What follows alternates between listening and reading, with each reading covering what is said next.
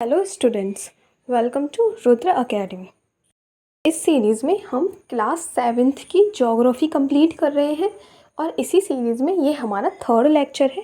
Third chapter हमारा है are changing earth. तो आइए लेक्चर शुरू करते हैं। ये चैप्टर पढ़ने के बाद हम समझ पाएंगे कि what are lithospheric plates, earth moments के लिए कौन से फोर्सेस रिस्पॉन्सिबल होते हैं, एंडोजेनिक फोर्सेस की वजह से किस तरह के लैंडस्केप्स फॉर्म होते हैं और एक्सोजेनिक फोर्सेस की वजह से किस तरह के लैंडस्केप्स फॉर्म होते हैं।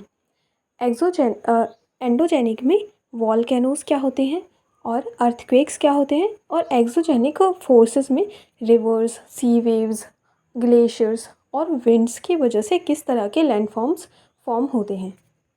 हमने फर्स्ट चैप्टर में पढ़ा था अर्थ को 4 डोमेन्स में डिवाइड किया जाता है, लिथोस्फेयर, एटमॉस्फेयर, हाइड्रोस्फेयर और बायोस्फेयर।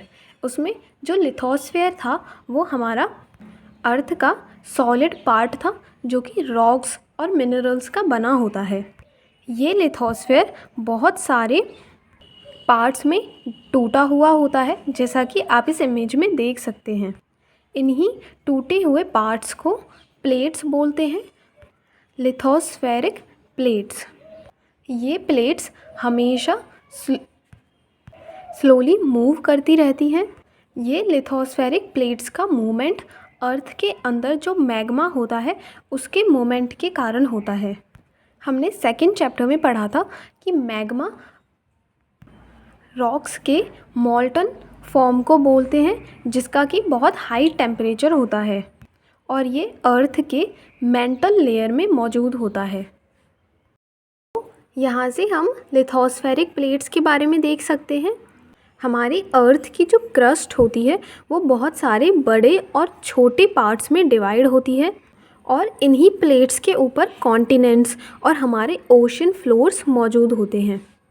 अर्थ का यही मूवमेंट अर्थ की सरफेस पर बहुत सारे चेंजेस का रीज़न होता है। अर्थ के इस मोमेंट को हम 2 बेसिस पे डिवाइड करते हैं। ये डिवीज़न उस फोर्स के बेसिस पर होता है जो कि अर्थ मूवमेंट के लिए रिस्पॉन्सिबल होते हैं। तो फर्स्ट डिवीज़न है एंडोजेनिक फोर्सेस और सेकंड है एक्सोजेनिक फोर्सेस। एंडो मतलब होता है इनसाइड, तो जो फोर्सेस अर्थ के इंटीरियर पार्ट में एक्ट करते हैं उनको बोलते हैं एंडोजेनिक फोर्सेस, और एक्सो मतलब होता है आउटसाइड, तो जो फोर्सेस अर्थ सरफेस के बाहर में एक्ट करते हैं उनको बोलते हैं एक्सोजेनिक फोर्सेस। जैसा कि आप इस डायग्राम से समझ सकते हैं, अर्थ मोमेंट्स को फोर्सेस के बेसिस पर 2 पार्ट्स में डिवाइड किया जाता है, endogenic forces and exogenic forces. Endogenic forces को हम फर्दर 2 पार्ट्स में डिवाइड कर सकते हैं, sudden forces and diastrophic forces. Sudden forces जैसा कि नाम से ही समझ आता है सडनली एक्ट करते हैं, और डायस्ट्रॉफिक फोर्सेस स्लो और ग्रेजुअल फोर्स होते हैं। सडन फोर्सेस के एग्जांपल देखें तो अर्थक्वेक, वॉल्केनो, लैंडस्लाइड्स, और डायस्ट्रॉफिक फोर्सेस के एग्जांपल्स देखें तो बिल्डिंग माउंटेन्स। एक्सोजेनिक फोर्सेस देखें तो इसको हम एरोजनल और डिपोजिशनल फैक्टर्स में से समझ सकते हैं। इसके एग्जांपल अगर देखें तो हम रिवर, विंड, सी वेव्स और ग्लेशियर्स।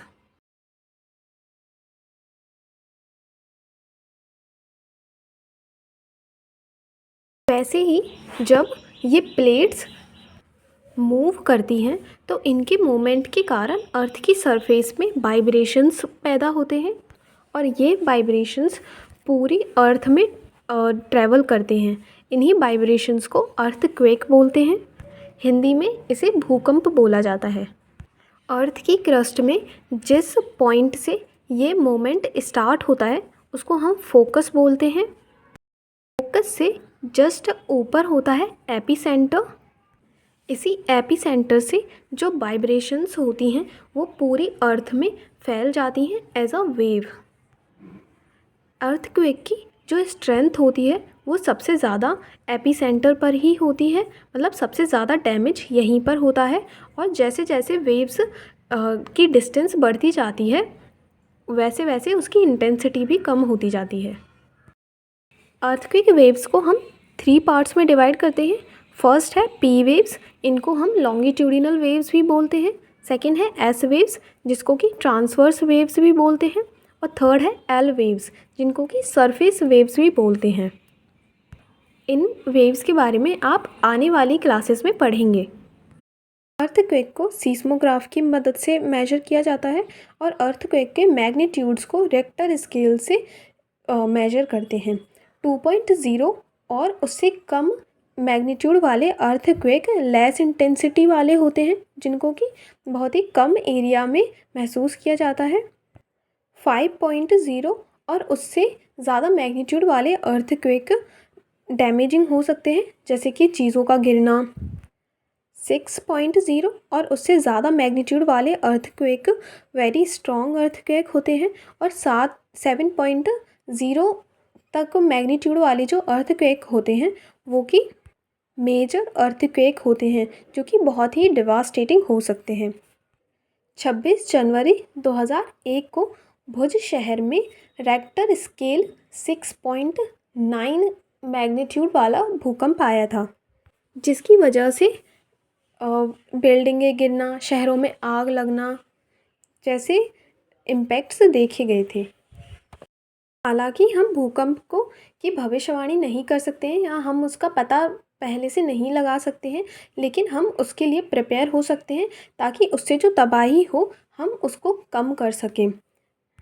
अगर कुछ अर्थक्वेक प्रेडिक्शन मेथड्स देखें तो जानवरों के व्यवहार से हम अर्थक्वेक की प्रेडिक्शन कर सकते हैं, जैसे कि तालाब में मछलियाँ एक जगह इकट्ठी होने लगती हैं, या फिर जो सांप होते हैं वो अर्थ के अंदर से सरफेस पर आने लगते हैं।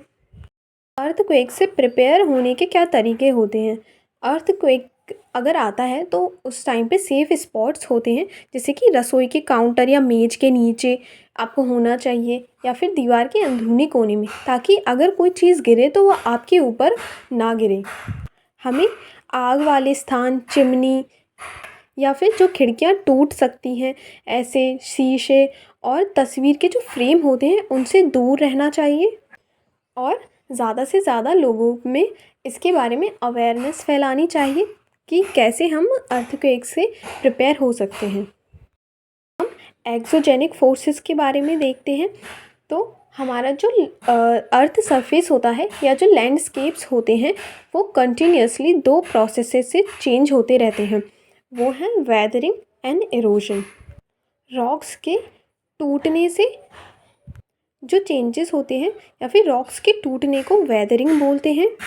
और जो लैंडस्केप्स होते हैं उन पर डिफरेंट एजेंट्स जैसे कि वाटर, विंड, आइस ये एक्ट करते हैं, जिनकी वजह से वो लैंडस्केप्स धीरे धीरे ख़त्म होने लगते हैं या टूटने लगते हैं। इस प्रोसेस को इरोजन बोलते हैं।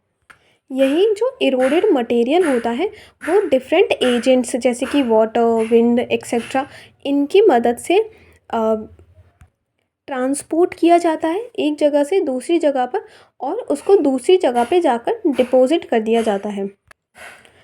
इरोजन और वेदरिंग डिपोजिशन का जो प्रोसेस होता है वो अर्थ की सरफेस पर डिफरेंट लैंडस्केप्स क्रिएट करता है। हम उन्हीं लैंडस्केप्स के बारे में अब देखेंगे। रिवर वाटर जो होता है वो लैंडस्केप्स को इरोड करता है या फिर उन्हें तोड़ता है। जब नदी किसी स्टीप एंगल वाले एरिया या फिर किसी ऊंचे एरिया से किसी हार्ड रॉक या फिर किसी वैली में गिरती है तो उसको हम वाटरफॉल बोलते हैं। स्टीप एंगल से गिरने के बाद जब नदी प्लेन एरिया में आती है तो वो ट्विस्ट होती है और टर्न होती है, और जिसकी वजह से जो पैटर्न फॉर्म होता है उसको हम मिएंडर्स बोलते हैं।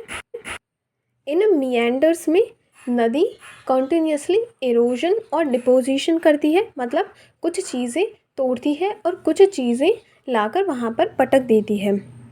और इसी प्रोसेस की वजह से जो मिएंडर्स के जो कर्व होते हैं वो धीरे धीरे एक दूसरे के पास आते जाते हैं और बहुत टाइम के बाद ये जो मिएंडर्स के लूप होते हैं वो मेन रिवर से कट ऑफ हो जाते हैं। इस तरह से जो लैंडस्केप फॉर्म होता है उसको हम ऑक्सबो लेक बोलते हैं। कभी कभी नदी अपने जो तट होते हैं उनसे बाहर बहने लगती है, जिसकी वजह से जो आसपास के एरिया होते हैं वहाँ पर फ्लड्स आ जाते हैं। और जब ये फ्लड्स आते हैं तो नदी अपनी जो फाइन सॉइल्स और सेडिमेंट्स होते हैं वो उस एरिया में डिपॉज़िट कर देती है। इस डिपोजिशन की वजह से एक फर्टाइल प्लेन्स फॉर्म होते हैं जिनको कि हम फ्लड प्लेन्स बोलते हैं। और आसपास नदी के आसपास के जो एरिया ऊंचे हो जाते हैं उनको हम लेवीज बोलते हैं। नदी बहते बहते समुद्र तक पहुंचती है तब तक उसकी जो स्पीड होती है वो कम हो जाती है और इसकी वजह से वो बहुत सारी छोटी छोटी नदियों में या पार्ट्स में डिवाइड हो जाती है, जिनको कि डिस्ट्रीब्यूटरीज बोला जाता है। नदी की स्पीड कम हो जाती है, उसकी वजह से नदी में जो भी सेडिमेंट्स होते हैं जो वो पूरे रास्ते कैरी करके लाती है वो वहाँ पे डिपॉज़िट करने लगती है और हर डिस्ट्रीब्यूटरी का अपना एक माउथ बनता है। माउथ उस पर्टिकुलर एरिया को बोलते हैं जहाँ पर नदी समुद्र से मिलती है, तो वहाँ पर वो उन सेडिमेंट्स को डिपॉज़िट कर देती है। सभी सेडिमेंट्स के और सभी माउथ्स के कलेक्शन को हम एक डेल्टा बोलते हैं। तो नदी जब समुद्र से मिलती है तो एक डेल्टा फॉर्म करती है। हम देखते हैं कि सी वेव्स के कारण जो लैंडस्केप्स होते हैं वो उनमें कैसे चेंजेस आते हैं और सी वेव्स कैसे डिफरेंट लैंडस्केप्स फॉर्म करती है। सी वेव्स कोस्टल लैंडफॉर्म्स को जन्म देती है। सी वेव्स अपने पास की जो रॉक होती है उन पे कंटिन्यूसली स्ट्राइक करती है, जिसकी वजह से वहाँ पर क्रैक डेवलप हो जाते हैं और टाइम के हिसाब से धीरे धीरे ये क्रैक्स बड़े हो जाते हैं और जिनकी वजह से एक गुफा जैसे क्रैक फॉर्म हो जाते हैं। इन्हीं गुफा जैसे होल्स को हम सी केव्स बोलते हैं और यही कैविटी धीरे धीरे और ज़्यादा बड़ी होती जाती है और सिर्फ जो रॉक की रूफ होती है वो बची रहती है। ऐसे लैंडस्केप्स को हम सी आर्चेस बोलते हैं और फर्दर इरोजन की वजह से जो रूफ होती है वो भी टूट जाती है और सिर्फ एक खड़ा हुआ एक वॉल जैसे स्टोन या रॉक बचती है। इसको हम स्टेक्स बोलते हैं। और बिल्कुल वर्टिकली एक खड़ी हुई जो रॉक होती है उसको सी क्लिफ बोलते हैं। जो सी वेव्स होती हैं वो अपने जो भी सेडिमेंट्स होती हैं उनको जो सी शोर होता है वहाँ पर डिपॉजिट कर देती है, जिसकी वजह से बीचेस फॉर्म होते हैं। ग्लेशियर्स रिवर ऑफ आइस होती हैं जो कि लैंडस्केप को इरोड करती हैं। ये ग्लेशियर्स मिट्टी या पत्थर होते हैं उनको रिमूव करके जो नीचे रॉक होती है उनको एक्सपोज कर देती है और उन रॉक्स में डीप होल बना देती है। जब आइस इन होल्स में जाकर मेल्ट होती है तो वहाँ पर ब्यूटीफुल लेक्स फॉर्म हो जाती हैं। ग्लेशियर्स जिन सॉइल या रॉक्स पार्टिकल्स को रिमूव किया था वो वहाँ से ले जाकर कहीं डिपॉजिट कर देते हैं और ऐसे डिपॉजिशन के कारण जो लैंडस्केप बनते हैं उनको हम ग्लेशियर मोराइंस बोलते हैं। अगर डेजर्ट लैंडस्केप में देखें तो वहाँ पर इरोजन और डिपोजिशन का एजेंट विंड होती है।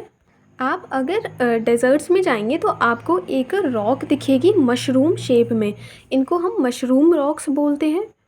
तो विंड की स्पीड लोअर पार्ट्स में या लोअर सेक्शन में ज़्यादा होती है, इस वजह से वो रॉक के लोअर सेक्शन को ज़्यादा इरोड करती है ऊपर के सेक्शन की बजाय, और इस वजह से जो रॉक होती है वो मशरूम शेप में इरोड होती है। इन्हीं को मशरूम रॉक्स बोलते हैं। इसके अलावा जब विंड ब्लो होती है या जब हवा चलती है तो वो बहुत सारी मिट्टी अपने साथ उड़ाकर लेकर जाती है और किसी दूसरी जगह पर जाकर के ट्रांसपोर्ट कर देती है या गिरा देती है। और जब बहुत सारी मिट्टी एक साथ गिरती है तो उसकी वजह से लो हिल्स लाइक स्ट्रक्चर बन जाते हैं, जिनको कि हम सैंड ड्यून्स बोलते हैं। जब हवा अपने साथ में बहुत फाइन ग्रेन्स ऑफ सैंड बहुत दूर तक अपने साथ उड़ाकर लेकर जाती है और एक बहुत लार्ज एरिया में जाकर उसे फैला देती है, उस डिपोजिशन को हम लोइसिस बोलते हैं। ऐसे लोइसिस चाइना में पाए जाते हैं।